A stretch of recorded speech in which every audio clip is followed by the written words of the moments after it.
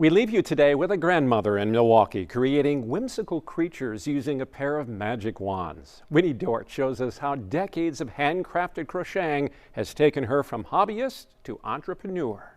1, 2. It's a funny but serious warning. Don't talk to 74-year-old Marsha Kopan while she's crocheting. 2 chains. My husband sits over there and watches TV, and he will frequently try to talk to me while I'm counting stitches. So I put that sign up there that says, I'm counting. And if I flip it over, it says, okay, you can talk now. And there's the 3. So now I've made a shell. You can't miss it. Her workspace is in the living room. A comfy chair, a laptop, and her crochet magic wands all set up in a corner. I'm in my zone. Kopan learned how to crochet as a child. My grandmother taught me how, and I learned how what's called fine art crochet with a little tiny crochet hook. For 60 years. And I crocheted on and off all of my life. Her hobby soon turned into a small profit just by making her grandson a dinosaur. And this one has one of my little buttons on it. They just loved it, and they said, Mom, you should make stuff for people and sell it, and let's do craft fairs. He's got the big floppy feet. But 2020 was her last year participating due to the workload and canceled shows because of the pandemic. Now she's become a social media guru. And I have a Facebook page where I announce different special things that I'm doing. I have a page on Pinterest, but it's a work in progress right now. She uses those tools to advertise her little friends. I also have a When Pigs Fly for Valentine's Day.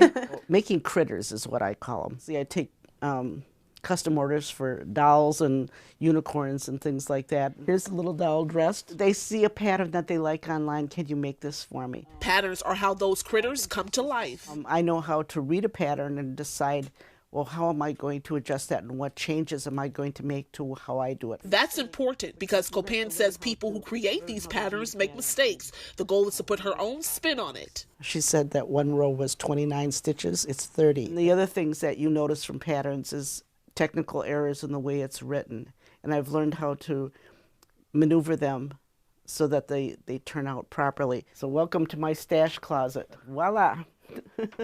Kopan's closet is like a fabric store, categorized by color. It is. I mean, I come in here and see I need a yellow for a little dress, and I've got that. But I also have the baby yellow. And she knows her yarns texture by texture. You have to know what yarn does what.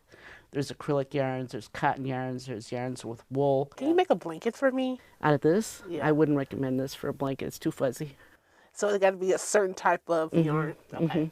After picking the yarn she needs for the task at hand, she's ready to work. Remember, her crocheting is based on patterns, so she memorizes the instructions down to the last word. Now I can go to the next one, and it tells me to start the shell in the next 2 chain space. So I do 1, 2.